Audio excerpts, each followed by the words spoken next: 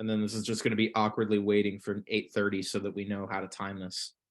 And if No, Jason's that's fine. watching this video right now, he's probably still going to put it in at the beginning of the show anyway. But that's okay. That's what he gets for Fine. slacking and not being here. The lighting's better now. I don't know if the lighting's good for me or not, but It's decent. You got the pancake flag behind you, so I that's know. all you really need. I will take that over the lights 9 times out of 10. All right, it's 8:30. So in 3, wait, hold on. I gotta hear my mouth. What the fuck? All right. All right. In 3, 2, 1. Hello, everybody, and welcome to the Gridiron Lion Show Divisional Round Weekend. And Zach, my colleague Zach Rota, with me tonight. I am Casey Kreider, and Zach, we are right in the thick of the playoff race. Wildcard weekend. Last weekend was insane. A lot of great games, and now the stage is set, my friend. We are down to 8 teams all playing this weekend for championship game bursts. Zach, how we feeling? I'm feeling amazing, Casey. I don't know about you, but we had some good football games this past weekend. I expected to only be better this upcoming weekend. So let's get right into it, man. Let's do it.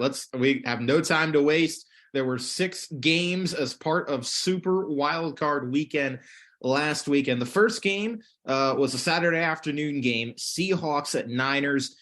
We don't have to touch on this one much. I will say it was interesting. That game was a lot closer for 3 quarters than I thought it was going to be. The Seahawks actually, I think they had the lead at halftime. They either had the lead or they were like down by 1. They played really well. The real turning point of the game was Geno Smith's fumble, his the strip sack, and then really from there the Niners just had all the momentum and ultimately dominated the fourth quarter, and they are now going to the NFC divisional round to play the Dallas Cowboys. But Zach, what were your thoughts on that game from what you saw? So that game is actually kind of a funny story. At first, I wasn't even paying attention to it. I was playing Madden because I thought Madden would be more interesting than that game. Then I get a text from my mom, of all people, saying, "Do you think the Seahawks can pull it off?" So then I'm thinking, what? I checked the score, it's 17-16, and I'm thinking, oh crap, I'm gonna put the game on then. I start watching, go to my bed, fall asleep. I wake up, I think it's like 38-17. Yeah. And so that score when I woke up is exactly what I expected it to be. Yeah. And the Seahawks played a great first half, but they did not play a full game, and therefore Brock Purdy just tore them up and continues to be on this insane hot streak. I think the thing, Good, Casey. Can I just say also, like, for a while, a lot of people were saying, oh, yeah, and even I felt blame to kind of giving more credit to the surrounding talent and less respect to him. He made some great throws from what I saw. yeah, I will agree with you, first of all. The thing about it is Brock Purdy actually did not play well the first half of the game. There were a couple missed throws. Nothing really backbreaking, like no big mistakes, just a couple missed throws here and there, kind of those plays where he kind of, looks like a rookie to an extent. But in the second half, man, he was lights out. And I mean, people make the argument, oh, he was throwing to wide open guys, Deebo Samuel, Brandon Ayuk. I mean, we know the Seahawks defense can't really cover anyone regardless. But that one play, I don't know if you saw it, Zach, and it was near the end of the game. That one play where he escaped the sack right down at the goal line, scrambled around for like, it seemed like 10 seconds, then threw an absolute laser to Brandon Ayuk in the end zone, and he dropped it. But like, that was the type of play. It's like, man, Brock Purdy's like, actually, like, if Patrick Mahomes made that play, the internet would have blew up. Like, this guy can play. And yeah. I don't know if we're thinking about the same play or not, because the one I was about to say, I'm pretty sure resulted in a touchdown. But yeah, that's one thing that really surprised me about him. I didn't realize how elusive he was, escaping the pocket and then throwing on the run. Yeah. And I was just thinking, oh, when Philly plays him, if we just get after him like a Kirk Cousins, then they'll throw him off. But I mean, that man is kind of sneaky athletic and slippery getting out of the pocket. I've seen different numbers, different places that like he's got like a really good 10-yard split. So like he has that like elusiveness in the pocket. Like he can scramble away from pressure, really quickly. And that's big because I mean he doesn't get pressured a ton because the Niners are just so good and they have to get the ball out quick. But like when he does get pressured, for him to be able to extend and make those plays, I mean, some of the plays he made are not plays Jimmy Garoppolo was ever going to make, and obviously, he's clearly shown himself to be a better, more accurate passer of the ball than Trey Lance, even though we only saw Trey for a couple games. So, yeah, I mean, there's a lot to like from the Niners, and I know we're going to talk about them more in a little bit when we preview this weekend's game, but I've kind of been, I don't want to say doubting them because I have them going to the NFC Championship game. I have the Eagles beating them, but like after what I saw on Saturday, like I don't know, man. I'm starting to kind of get on the bus of like they could actually win it all, even with Brock Purdy. Both Demo and I had them winning it all last week. I was Yeah, surprised you had the Eagles beating them. I want that to happen. If I didn't want that to happen, then what kind of fan am I? that's gonna But be if it does come down to that, that's gonna be a great game. also, did you see that We'll they see what finally happens. announced today, Garoppolo, even if he does come back and is cleared, they're still gonna roll with Brock Purdy? Yeah, I did see that. That's the right call. I mean, you can't. I mean, the man literally hasn't lost. You can't take him out for being undefeated and leading your team to a division title and the divisional round, and probably further than that. Like it's It's pretty. expected. Yeah. So, But the question is, what do they do if they, even if they go to the NFC Championship and they lose and it's not because of Brock Purdy, or even go to the Super Bowl and actually pull it off? Is he just going to be their quarterback moving forward? Like, if they end the season and they don't lose another game with him, I mean, I feel like he has to be. Like, I think. I mean, obviously Jimmy Garoppolo. They're gonna move him. I don't think he's gonna be back no matter what. I think the question is, what do you do with Trey Lance? I mean, obviously you gave up all those assets to trade up and draft him a couple of years ago, and he hasn't. He was coming off a pretty massive injury. Like and obviously before he got hurt, he didn't look all that great either. Like that doesn't necessarily bode a lot of confidence, and I think you'd have a hard time selling the locker room on Trey Lance when you've seen just how good Brock Purdy's and the locker room loves him too. I mean, you've seen the quotes and like what people have said about it. I mean, they love some Brock Purdy and he's proving why and he's showing why. And so yeah, I mean, if he leads them to I mean, even if they do end up losing in say the AF or NFC championship or maybe even in the Super Bowl, I mean, I still think you kind of have to go with them at this point. Maybe bring in a veteran just in case something goes wrong. But I would say, try and trade Trey Lance. You could probably still get some good, assets for him in return. And then, yeah, I mean, you only gave up a 7th-round pick to draft Brock Purdy. So, like, I think that would be my move if I'm the Niners. But we'll obviously see how he plays the rest of the season. yeah, I agree. And with that's a good thing you brought up about him being a seventh round draft pick. That's a cheap contract for your quarterback to be on, especially if you can win now with him. Yeah. That's the dream right there, to have your quarterback be playing at a great, I almost said elite level, but I can't say Brock Purdy's playing at an elite level. But the team with him at quarterback is playing at an elite level, and the offenses. It is. So with that being said, realistically, I just do not see a scenario where all three quarterbacks are on that roster week one of the regular season next year. So that kind of makes you think, which quarterback would they trade? If they keep Purdy, like that would be assumed if they win it all. Yeah. Then would they trade both Jimmy G and Trey Lance? I Would you Trey Lance's back, because Jimmy G was almost traded this past offseason? I Would he think want to come back and be a backup again? I think I mean, maybe if he can't, but like that's the thing. I mean, Jimmy Garoppolo played pretty well this year, like before he got hurt. Not as good as Brock Purdy, but like decent. Where if he's in the right system, you feel like he'd be good. I mean, I feel like somebody's going to want him. Obviously, I think Trey Lance would have a hot market because even though he's coming off an injury, he's still a young guy. Obviously, has shown a lot of potential. Sorry.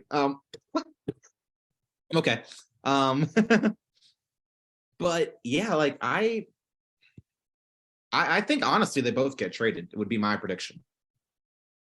That's what I'm thinking too. I just can't see either of them being a backup. I feel like you'd trade both of them because they both will have decent value and could be potential starters for other teams, and then go out and maybe sign a veteran free agent quarterback just to kind of be that mentor for Brock Purdy.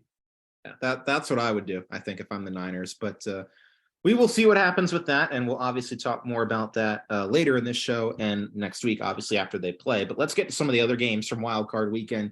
Zach, the Saturday night game, Chargers Jaguars. I don't know.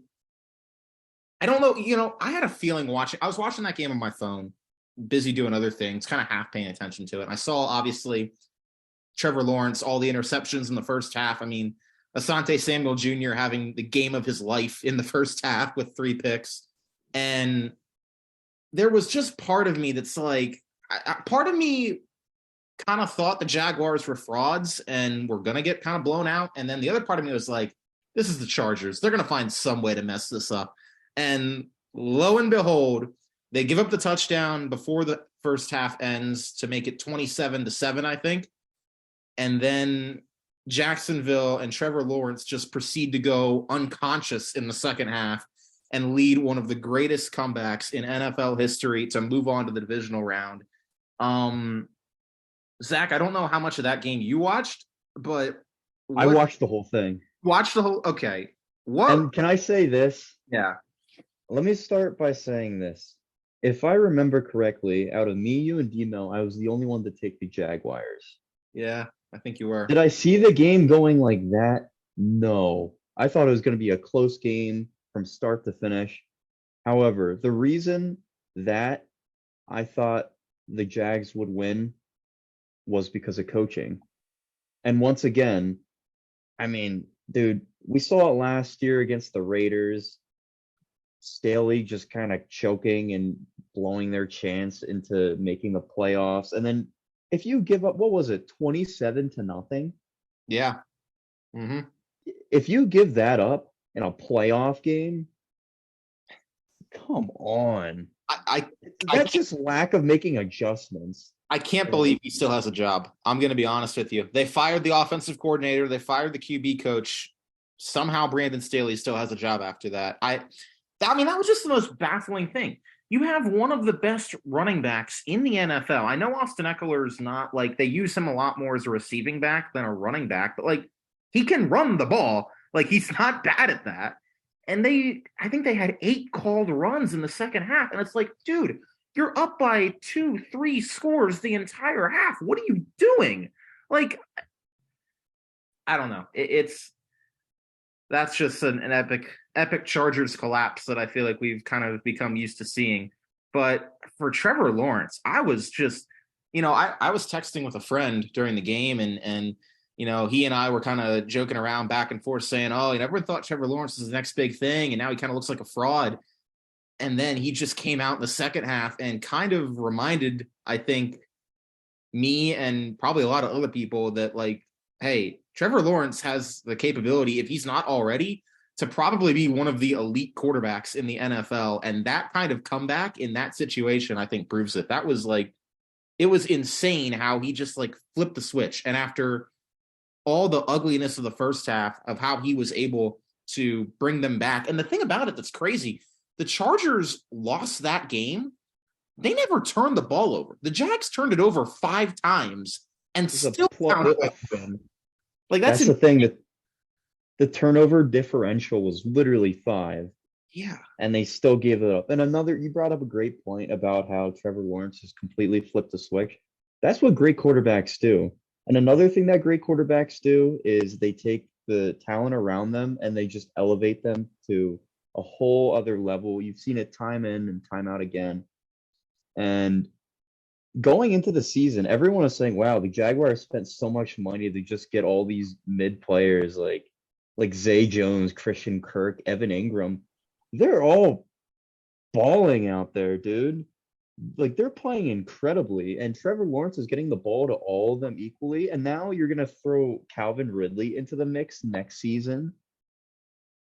Like they're only gonna get better. And I think this is only the beginning for them having a lot of success in the AFC South for years to come.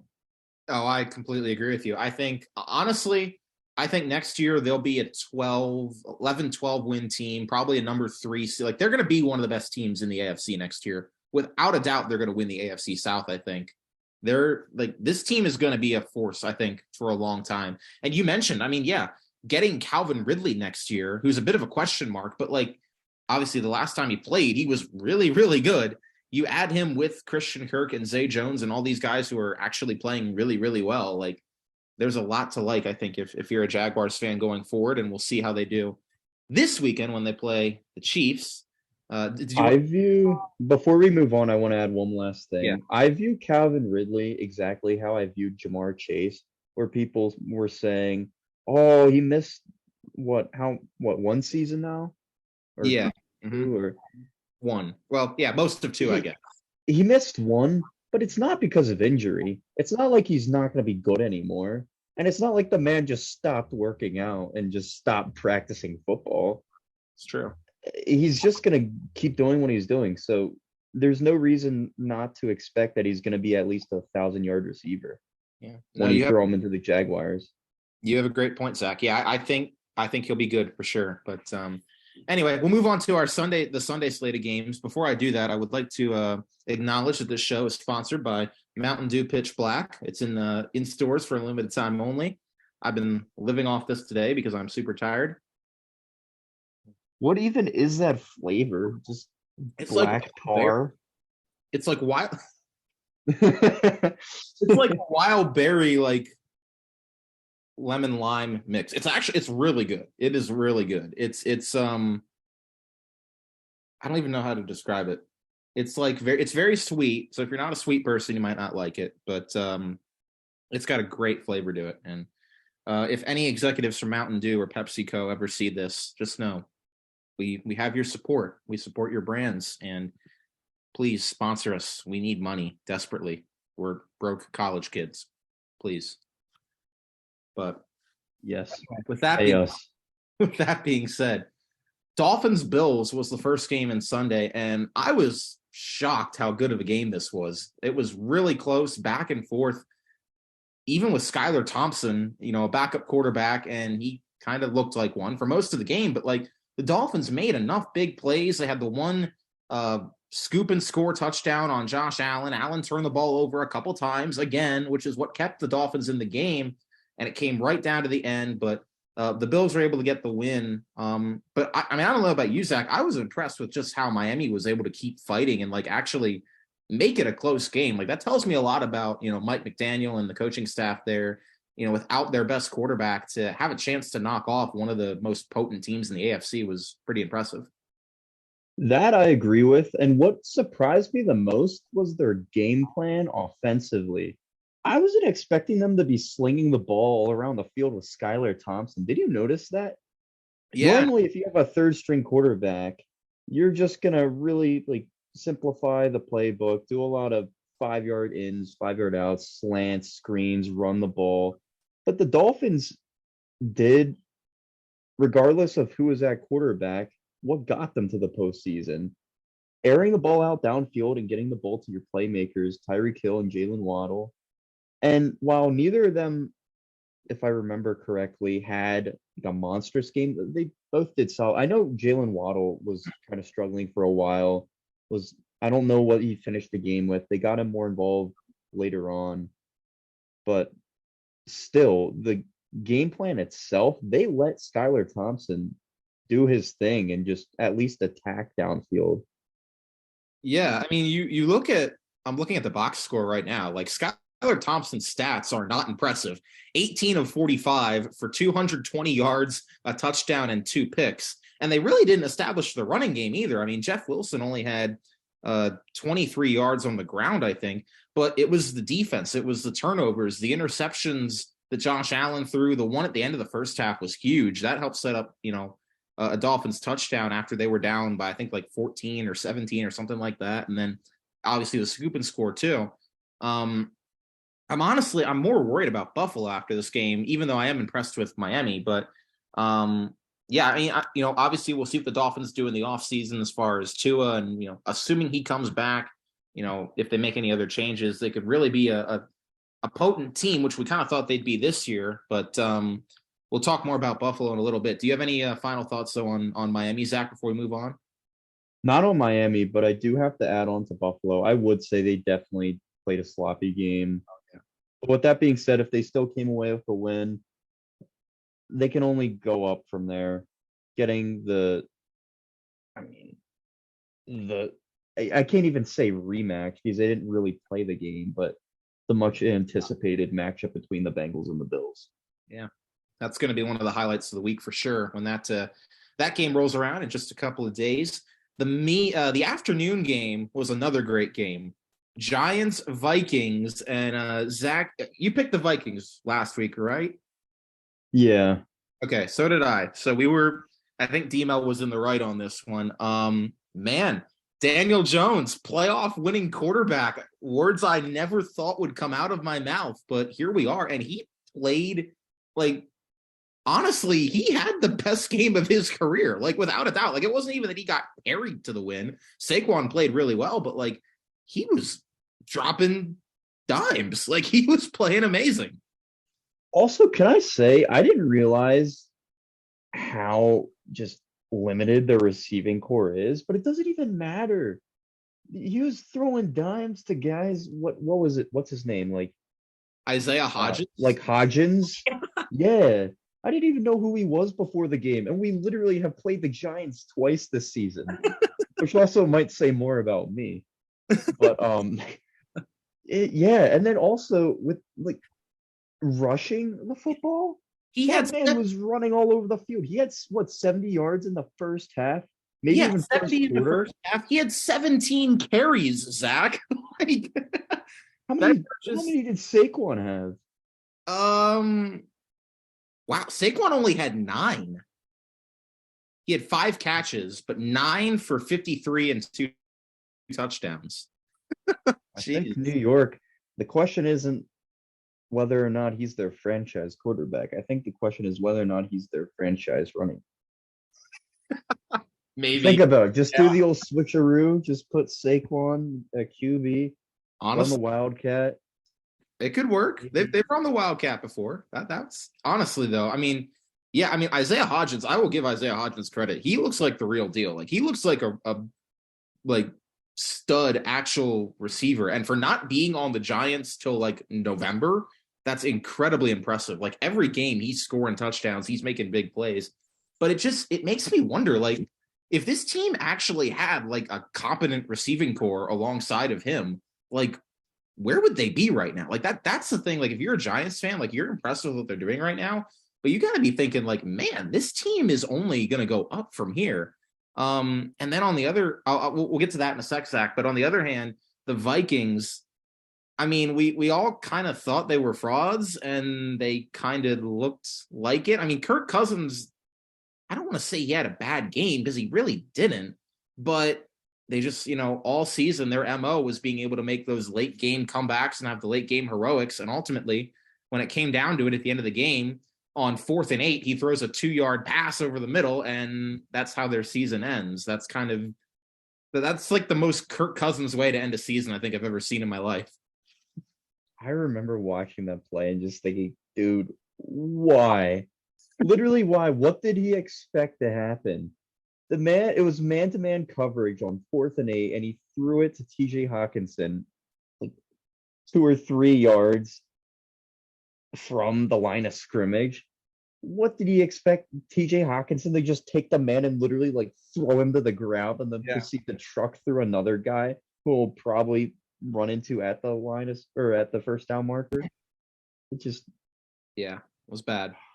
And the biggest thing I want to say, Zach, and I might have the numbers wrong, but it's something along those lines. I think Justin Jefferson, I don't think he had a target in the fourth quarter, and I think he only had 1 catch in the second half. That's just telling me the Vikings, And like when the game's on the line, Zach, like you got to go to your best players. And when you have the best wide receiver in the NFL on your team, or like certainly at least one of the best, and you don't throw the ball to him in the fourth quarter, like, of course you're going to lose. Like, that's just, I don't know if that's bad. I mean, that's probably a mixture of bad play calling and just bad decision making by Kirk Cousins to not even give his guy a chance. But like, that's it. You know, when you see that stat and you see that he only, had very little targets or any impact on the game in the second half, it's like it's no wonder they lost. I'll tell you what, though, if the Giants play like that next week, they're not going to be a pushover. That that performance right there with how Daniel Jones is playing, if he plays like that again, That's going to be a game. it's not going to be easy. That's going to be a game. We will talk about that in just a second. But the let's finish up our wild card weekend games. One that I know our friend Jack Burkhart was heavily invested in, Ravens Bengals. You and I were watching this game together at the end of it, at least. And man, I mean, the play of the game, we didn't see it live, but I saw it the next morning. The Sam Hubbard scoop and score, probably one of the most electric plays I've ever seen in my life, when he I think it was Logan Wilson, Logan Wilson, who meets Tyler Huntley at the top of the pile as he's trying to extend over the goal line.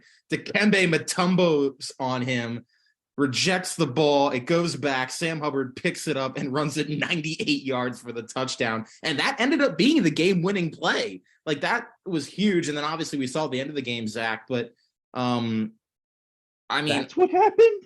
It was 98 yards? Yeah. Did you? I was just going to say, I never saw the play. I heard about it.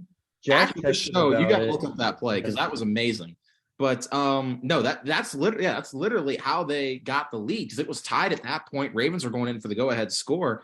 And then obviously, we saw the end of the game how, Tyler Huntley was trying to lead him down the field and just came a couple inches short, the batted kind of Hail Mary that almost got caught on the deflection. And yet the Bengals, despite not playing their best game, end up surviving. To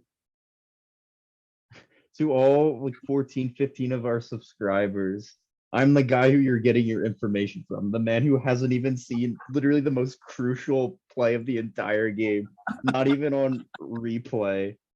Dude, You're welcome, everybody. Honestly, if you want to like pull that play up on your phone right now, I kind of want to see your like live reaction to it. I don't know if they'll, because I'm on my phone. Okay. All right, fine. Then I'll do it afterwards. Because that was, I kid you not, that was a great play. But okay, either way, Bengals survive, they move on. We'll talk about that a little more later. The Ravens made a big move today. They fired Greg Roman, their offensive coordinator, because they just don't use half the offense most of the time. Well, did you see?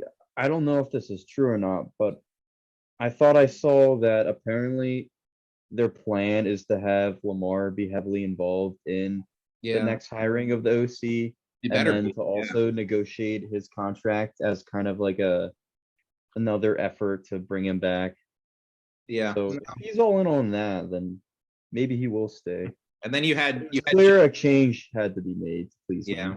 You had J.K. Dobbins throwing a fit after the game because they wouldn't get they had Huntley sneak it instead of giving him the ball, try and score the go-ahead touchdown. So now he's all mad. It's I don't know. It's going to be interesting. I think Lamar's got to come back, but like we were talking about it last week. I know, Zach, but it's just crazy to think like if he doesn't come back, the Ravens are in trouble. Like because they don't really. I mean, Tyler Huntley's not really the guy. And if you lose Lamar, I mean, you've spent the past 4 years building your entire team around him.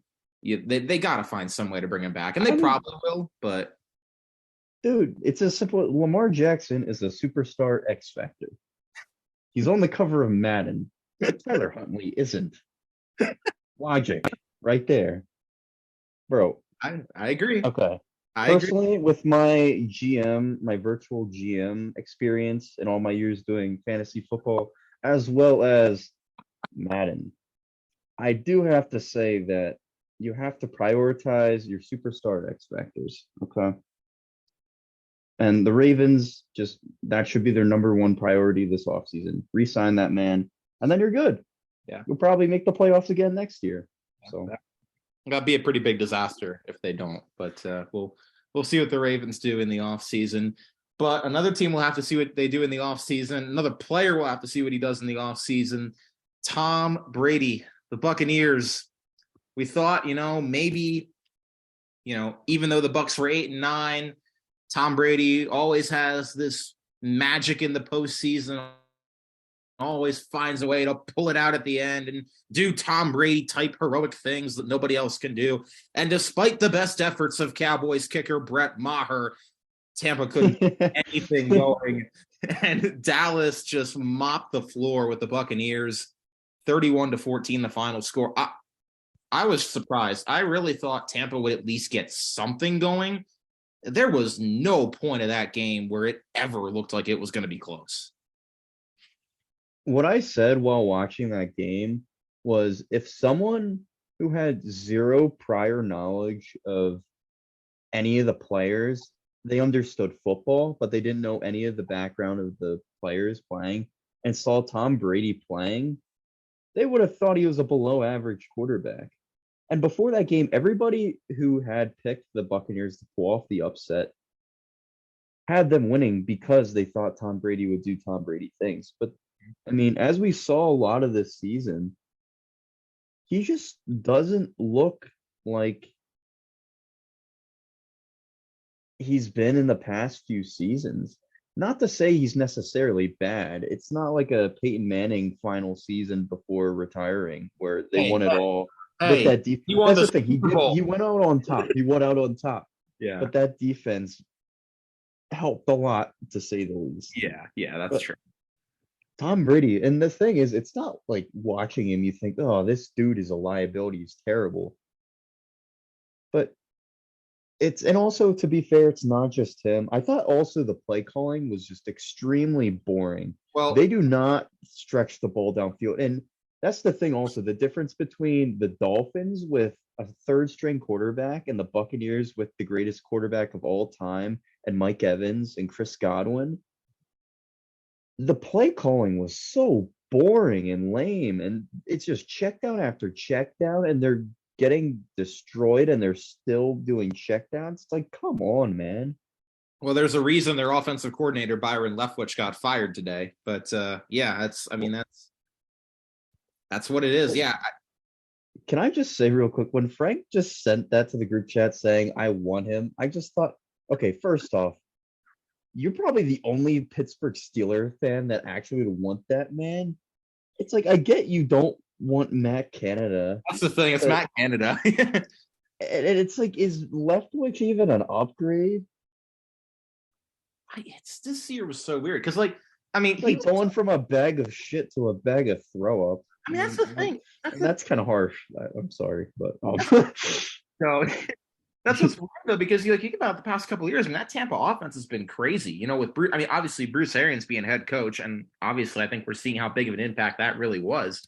But like Byron Leftwich was like a guy who was like getting like head coaching talk and like conversation. Like everyone, like for a hot sec, everybody thought he was going to be the Jaguars head coach before they hired Doug Peterson. Like he was getting a lot of hype as like one of the next great, young coaches. And now one terrible year later, under Todd Bowles, he's out. Like he'll probably get picked up somewhere, but like he's out as an offensive coordinator for a team that had a lot of weapons. So with that being said, Zach, do you have? You got to also wonder how much control of the offense did he have? Because you never know if you have Tom Brady. For all we know, Tom Brady could have just handed plays or given plays and said, nah, and then just made audibles at the line, or who knows his actual involvement. Yeah, that's true. But what do we think Tom Brady does in the offseason, Zach? Does he come back to Tampa? Does he go somewhere else? Does he retire? What happens? He should have retired a year ago. Yeah. He should retire now because I think he's only going to get worse and worse, and he's just going to drag it out. What I think he'll do is go to a team that'll just overpay the shit out of him. I could see him going to potentially Okay. A few teams that come to mind right away, the Raiders. I could definitely see that. Josh McDaniels, they'll just overpay him, give him a massive contract, give him control. I could see that happening. There is like mentionings of the Patriots, but that's a thing where it's like, I'll believe it when I see it. That's just That would be. I feel like that's like when you date someone for like 3 years, break up with them for a year, and then try to get back together. Like that's just like it's awkward, bro. Like it's weird. I don't think that would be the move. I agree with you. You can finish your thought. I'm just gonna kind of say generally what I think is gonna happen. I think either one of two things. I think he will either retire, which I kind of think he might do. Even the thing about it, like, I don't think Tom Brady wants to go out like this. Like, he doesn't want to go out off of a losing season, getting spanked in the playoffs by a team that he'd been undefeated against in the postseason, entering that game. Um, but at the same time, like, I think he could definitely. I mean, he could regress. He could. I mean, he's probably regressed a little this year. I think we could admit. He might continue to regress next year, and then things could just get worse. If he does come back to play next year, I think it's on the Raiders. I think Josh McDaniels being there makes too much sense. They have Devontae Adams. They have Josh Jacobs. They have, I think, a decent O-line. The defense, I feel like, has always been bad, but, maybe they can try and shore that up a little bit in the offseason. And honestly, I mean, there's probably a lot of people on the Raiders that would still want to play with Tom Brady. So I think if he plays anywhere next year, it's going to be there, mainly because of Josh McDaniels and mainly because they've got a lot of weapons and they need a quarterback desperately, since it won't be Derek Carr. But what do you think, Zach? Any other teams you think could be in the running for him? the more I think about it, no.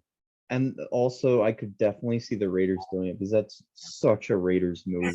Literally, That's yeah, so it Raiders. is. It is. That'd be the stereotypical Al Davis, Mark Davis Raider move. That's like the same as bringing in AB, bringing in Devontae Adams, bringing like that. They go big or go home. And I think when you have Tom Brady as an option, and especially with Josh McDaniels there, that's too. I mean, we've always seen how much Tom Brady and Josh McDaniels loved working with each other in New England. Like you got to think like if it's anywhere, that's where it's going to be. Because I don't think he comes back to Tampa. I'll say that right now. Oh, definitely not. I think. And remember when he first went to Tampa, how one of the biggest things he wanted was control, and Mm-hmm. how there's a bunch of like adjustments made, I think, to kind of cater the team around him. Yeah. And then I think it's going to be the same if he goes to the Raiders. And my prediction right now, if he goes to the Raiders, I think he signs a 2-year deal and he retires after one, because I think this season will just be a disaster. And I think McDaniels would get fired and Brady will just retire, and it'll be one of the most just overhyped teams going into the season. People will be like, oh, Tom Brady on the Raiders. Everyone's gonna be talking about them. Vegas, it's all flashy. You're gonna have Josh Jacobs.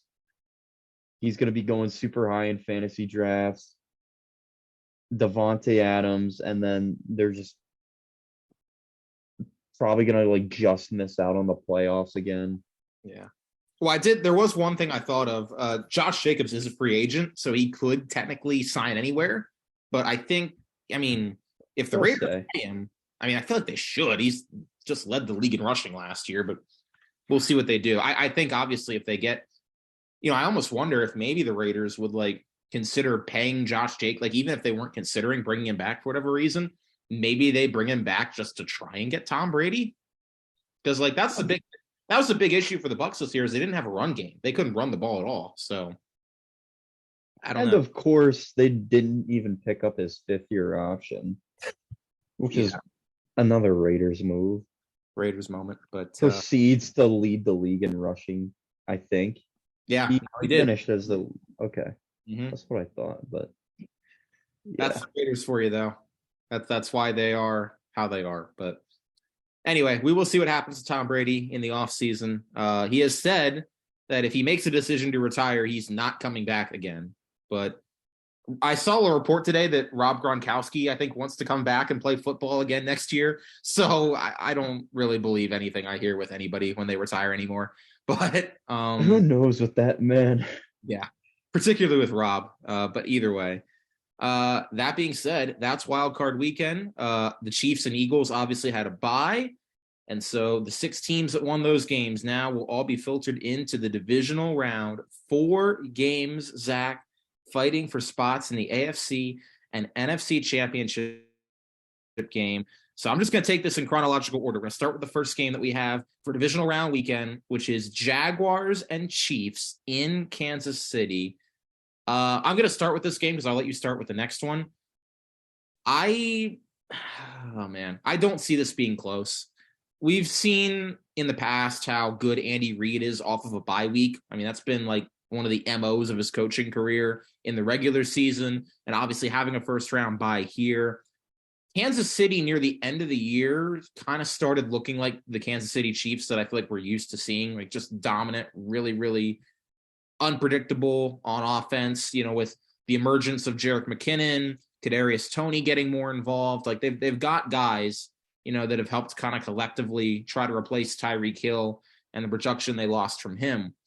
Jacksonville's a great story, but I honestly think they're just a year away. This is a great year for them. They went from being the worst team in football the past 2 years, having the number 1 overall pick, to winning the division, hosting a playoff game, having an epic comeback, getting to the divisional round. But I think this is where the train's going to fall off the tracks for them. I just don't think they have the firepower to compete with Kansas City. Trevor Lawrence is going to have to play a perfect game to have any shot, and he really hasn't been doing that lately. Even though he was perfect in the second half, he there's a reason they were down 27-0, in the first half. So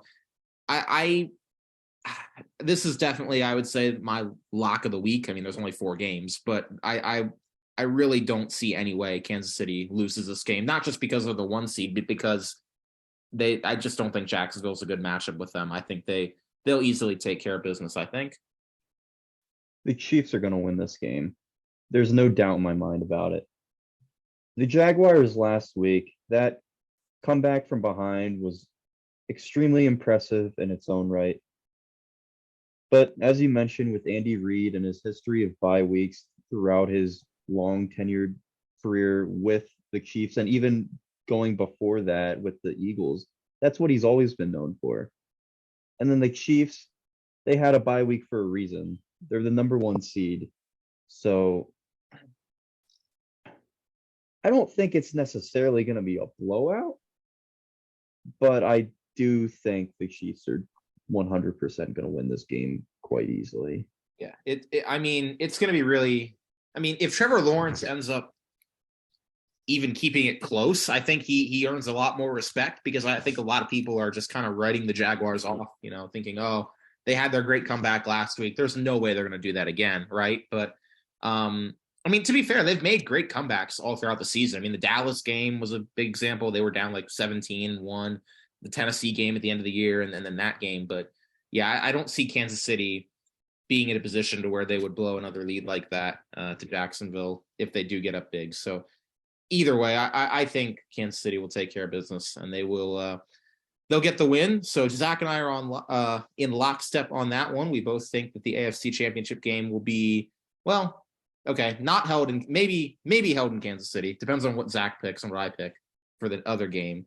But with that being said, Zach, the Saturday night game, it is time for playoff football to return to the link. I'll give my thoughts on this, but I'm going to let you start. You can take this however you want. Eagles, Giants, the NFC East battle in the divisional round. Go. I'll tell you what, Casey. I think we're going to win this game, but I expect my pants to come close to being soiled multiple times throughout. So, after what I saw from the Giants, we beat them before. We're gonna beat them again. But this team, they were off to such a hot start, and then they started to kind of like lose momentum. somewhere in the season. And now, just in time for the playoffs, playing their best football against the Vikings in the first round with all these inexperienced dudes not playing like it. Now going against Sirianni, it's his second playoff game ever. Jalen Hurts' second playoff game ever. But then we have all these other vets, all these other dudes coming back in healthy again. Lane Johnson's back, playing through a torn abdominal injury. That sucks, but he's a warrior. That's why he's all pro. Jason Kelsey. I mean, the whole offensive line's good. This team at the link, I think, is going to play some of their best football we've seen all season. But with that being said, I expect it to go both ways. I think the Giants are also going to. I think this is the week that their season ends, but with that team, there's no way that they go down without a fight. So I expect a really intense, close game, but I think we pulled off because similarly to the Chiefs, we had a bye week and are the number one seed for a reason because I think we're the best team in the NFC. I agree with you. I'm gonna sound like I'm contradicting myself a little bit here because I agree with you. I think the Eagles are the best team in the NFC. I had them picked last week to go to the Super Bowl. I still pretty much believe that. But with that being said, I do think they'll win. I think it'll be close. And I will tell you right now that if there were to be an upset, I mean, it's hard for there really to be big upsets this time of year, but I feel like this would be a pretty big upset if the Giants won. I wouldn't be totally surprised because Philly, a couple things. Philly, the last couple weeks of the regular season did not look very good. I know that a lot of that was without Jalen Hurts, so I don't want to put too much stock in that. But they didn't exactly enter the playoffs roaring like a lion. I mean, they obviously were so hot at the beginning of the year. What 13-1, I think, and then they lost to Dallas, they lost to New Orleans, and then they nearly lost to the Giants practice squad in a game that they had to win to claim the number one seed. So it was not wasn't great, entering the playoffs. But now you have Jalen Hurts rested, the whole team rested. You said Lane Johnson. I think it's a huge, huge return for the Eagles to have him back. I will say this: it is very hard to beat a team 3 times in the same year. And obviously the Eagles have already beat them twice. They blew them out when they played in New York. And somehow the game in Philly was close, even with Davis Webb, coming down to the end. So I do think the Giants will have a really good game plan. I think they match up somewhat well with the Eagles. They have similar strengths. They can run the ball. And I think what this game is going to come down to, Zach, is you guys and your run defense, because that at times this year has not looked good. I think if the run defense locks down and hones in on Saquon and Daniel Jones and keeps them kind of contained, then I think Philly's going to be in good shape. I think if the upset does happen and if the Giants can find a way to win, that's how it's going to happen. They're going to run the ball all over you guys, and you guys are going to have to try and stop that. I think that's going to be the real battle that's going to decide this game, in my opinion. To go off a point you made, to also kind of in a way contradict myself, I said the Eagles are the best team in the NFC. And when I say that, I mean from start of the season to finish. I think they played the most complete season. But right now, at this moment in time, with, as you mentioned, the past few weeks starting to slip a little bit, and with how hot the 49ers are right now, I think the 49ers are playing like the best team in the NFC. Yeah, that's so fair. I just wanted to clarify that. I kind of, to an extent, I kind of feel the same way. I'm if you told me to pick between the Eagles and the Niners right now, I think I'd still take the Eagles. I want to see how this week goes, and if they end up meeting, my answer might change next week. But yeah, I mean, look, I think ultimately, this game is going to be close. It's going to be won, I think, in the trenches. It's going to come down to a couple big plays, and I think Jalen Hurts has, frankly, the more superior talent. I think he's still probably a better quarterback than Daniel Jones. and he's got the better talent around him that I think he can make more big plays to help, put Philly in better positions to try and win the game. But I do think like that defense is going to get tested, and especially that run defense. And if they don't answer the call, and if they have a performance similar to like how they had against Green Bay in that Sunday night game, or something like that, or even against the Saints, like that could be where I think the Giants, if they pull off the upset, that's how it's going to happen. We are getting a lot of dudes back healthy sure. again, which is huge for us. Because late in the season, at the worst time possible, we had a lot of dudes going down. But everybody's back now. Jalen Hurts is fully cleared. And I think, CJ Gardner-Johnson's back. Robert Quinn's back. Lane Johnson's back. And the run defense has been much better since we got Jordan Davis thrown back into the lineup. That's true. He makes such a difference. Mm-hmm.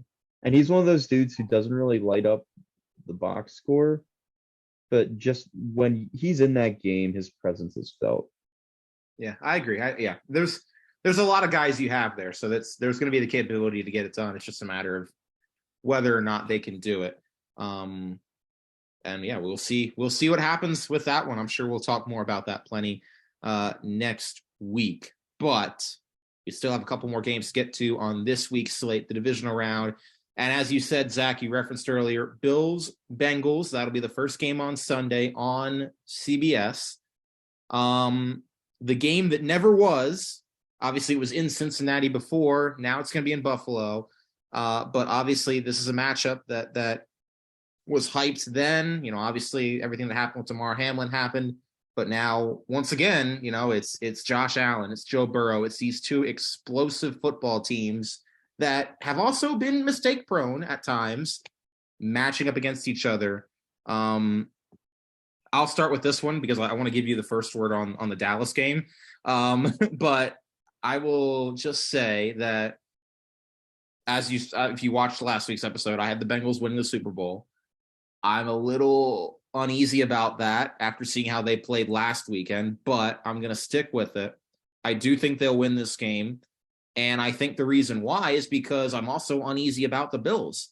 The amount of mistakes that Josh Allen has made, I mean, we've been talking about it since mid-season. It's single-handedly probably the reason he's going to lose the MVP award to most likely Patrick Mahomes. I don't, when it comes down to it, this is going to be a game that's going to be decided by the offense. It's going to be decided by the big plays of Joe Burrow and Jamar Chase and T. Higgins and everybody versus Josh Allen and Stephon Diggs and Gabe Davis and everybody for Buffalo. What it comes down to for me is I just trust Joe Burrow to make less big mistakes than Josh Allen. I think Josh Allen, we've seen in the past, this year, times in his career, he has made big mistakes in crucial moments. Joe Burrow hasn't made a lot of those same mistakes. Not to that extent. I'm not saying it couldn't happen. I'm not saying it won't happen. If Josh Allen plays a perfect game, I could honestly say the Bills probably win, but I don't see that happening. And I think Cincinnati will play the cleaner game and have the better quarterback play, and they're going to win as a result. And that's how I think that's going to go. I disagree. Okay. I still think the Bills are going to win this game. I originally thought they were going to win this game, but now that the Bengals are down Jonah Williams as well, both their starting offensive tackles, and then I'm pretty sure they're down a third offensive lineman, but I don't know which one specifically. That is true. They are. That being said, though, 3 injuries to the offensive line. That's at the worst time possible. Playing against that Bills front 7. Got Matt Milano there, Ed Oliver, that dude's massive, and a few others. It's just, I think they're going to get after Burrow, and I think they're going to make it extremely difficult for him. As well of a game he might play, I just think they're going to give him a really difficult time. I will say that's a big point. And I could definitely see that happening. My counter to that kind of is Joe Burrow is kind of used to also playing with bad offensive lines. I mean, he took a Cincinnati team with an awful offensive line to a Super Bowl last year. So I think I'm not terribly worried about him. I still think, yeah, that could make an impact. It could, if he ends up taking, not getting time on, crucial third downs to make big plays, big throws. Yeah, that could happen. That could change the game. But, I at the same time, I'm going to stick with, I still trust him to make, even under pressure, I still think he can make better decisions. I mean, we've seen Josh Allen make a lot of his poor decisions this year under pressure. And Cincinnati's defense, it was slept on last year. I'd argue it's being slept on this year. It's a really good defense. And, if they can get pressure on Josh Allen and make him uncomfortable in the pocket and force him into those turnover-worthy plays that he's been prone to making, I mean, all it takes all it might take is one of those plays, and that could be what flips the game. So I still will say I think Cincinnati will find a way, even with a little bit of a decimated offensive line. Now, I'd be a little worried, going against Chris Jones and the Chiefs next week with that. But I think not having Von Miller, I think, also hurts for the Bills, too. I know he's been out for a while, but you got to think that they'd be in a lot better shape defensively if he was there now, too. So we'll see. But I'm gonna stick with my pick. I think Cincinnati will get it done. I also think regardless of the offensive line and all the injuries, Joe Burrow's still going to do his thing. Yeah. Nixon's going to do his thing. Jamar Chase, T. Higgins, Tyler Boyd, all those dudes have been playing so great all season, and I still expect them to play extremely well. But I think ultimately, when it's all said and done, the Bills are just going to make a few more plays than the Bengals, and I do think it's going to be a good game. Yeah. It's not like all the Bills are just going to destroy Joe Burrow and he's going to play horrible and throw 4 picks.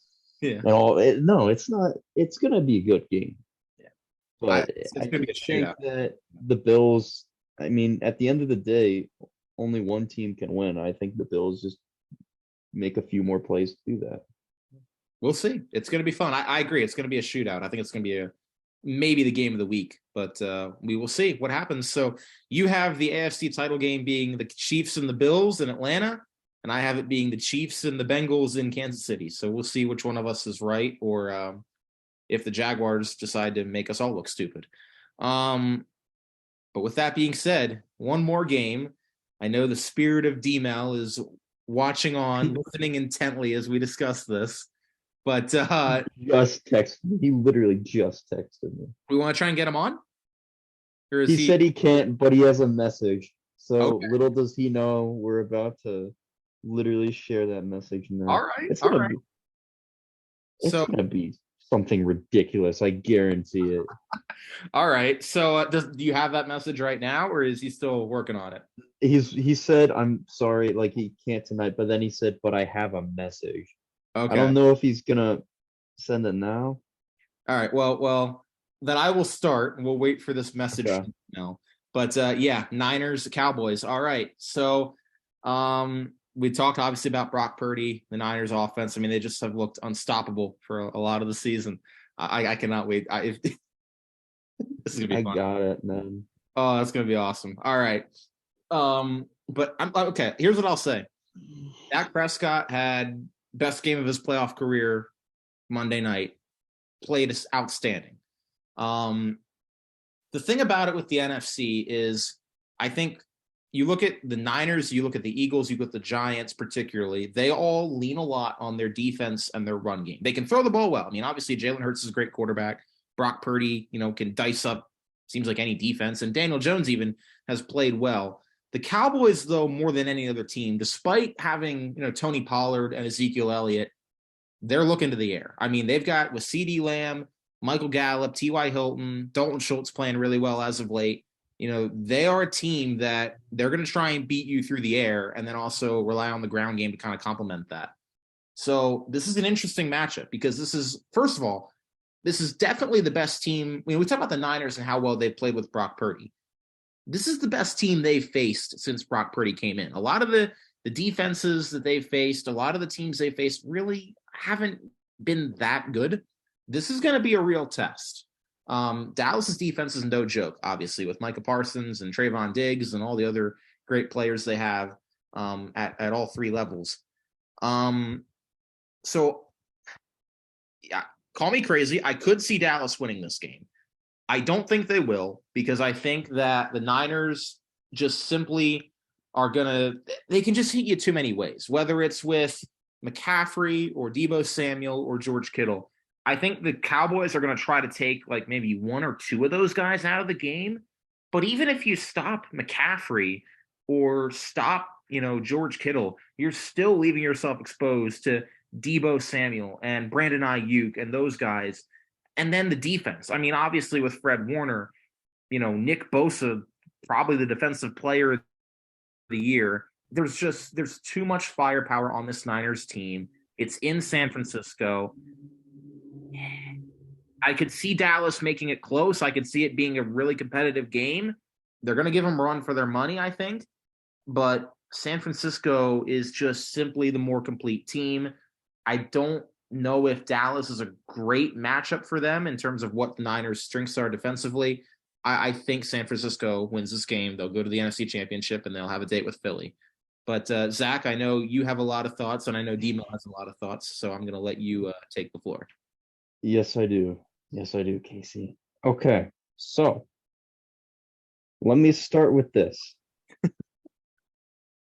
A direct text message from Dylan Mellinger, aka D-Mel.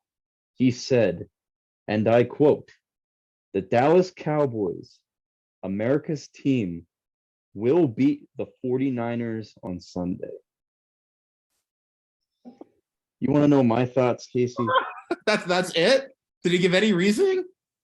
No, that's all he said. But you want to know what I think of that? Oh, he's feeling it. Okay. Okay. So basically what I'm thinking is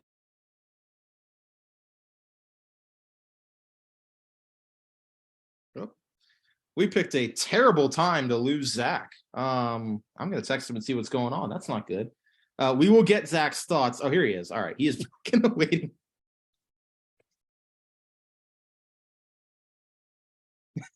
Hey, hey, buddy. You're back. there's no way. There's literally no way. That was intentional. That was amazing timing. That was amazing timing. All right, start over. What are your thoughts here? It's literally, that's the thing about the Cowboys. I knew they were going to play a great game against the Buccaneers because the past few weeks they've kind of stalled a little bit. They went on and played one of their worst games all season against the Commanders.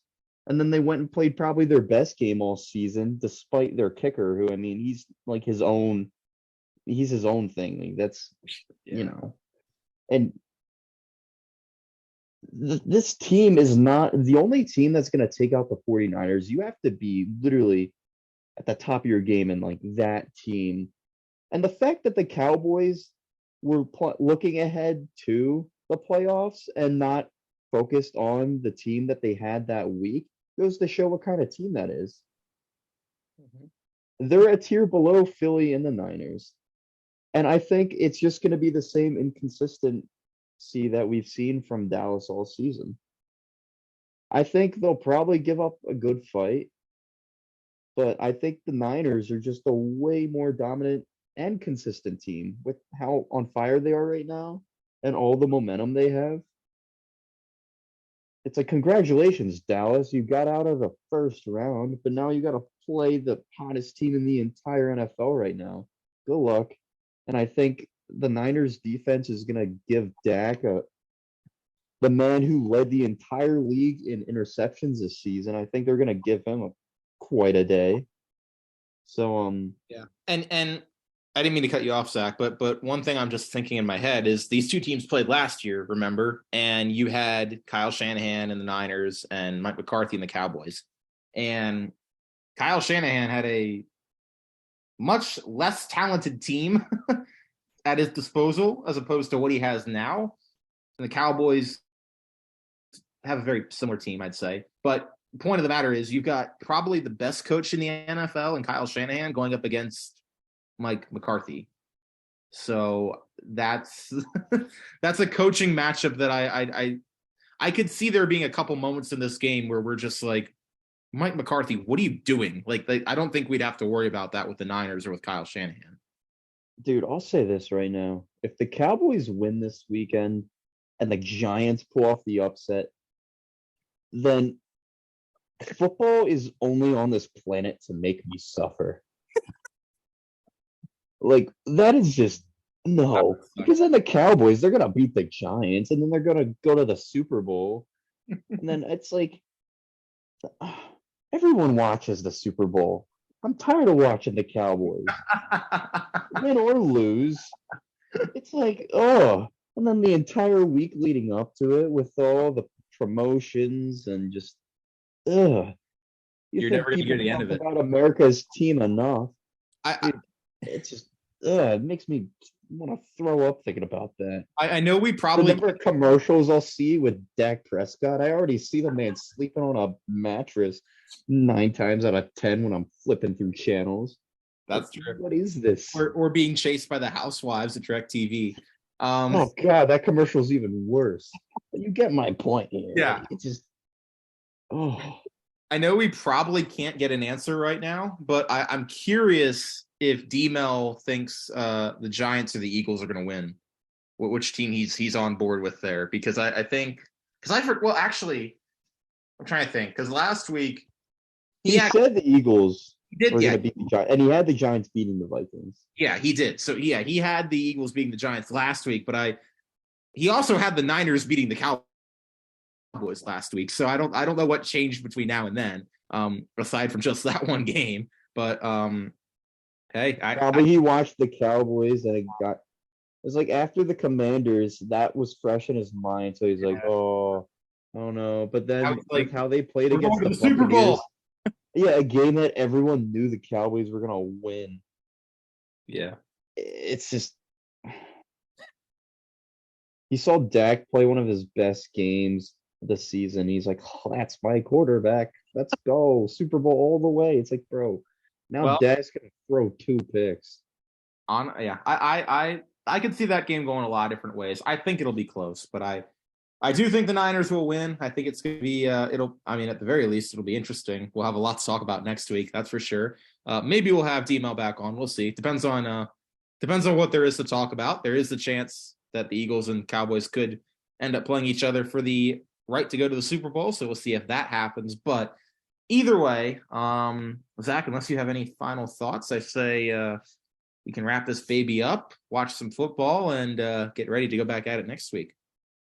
As always, go Birds, and they better not let me down. I'm on the Philly bandwagon with you for the rest of the season, the NFC. So I'm gonna keep my fingers crossed for you. But with that being said, for Dylan Mellinger, who gave us that text from God knows where right now, for our producer who is here with us in spirit, Jace Gibbons, and for my colleague, Zach Rhoda, I am Casey Kreider. Enjoy the NFL divisional weekend. We'll be back next weekend to break it all down and preview the NFC and AFC championships here on the Gridiron Lion Show. But until then, have a great weekend, everybody, and good night.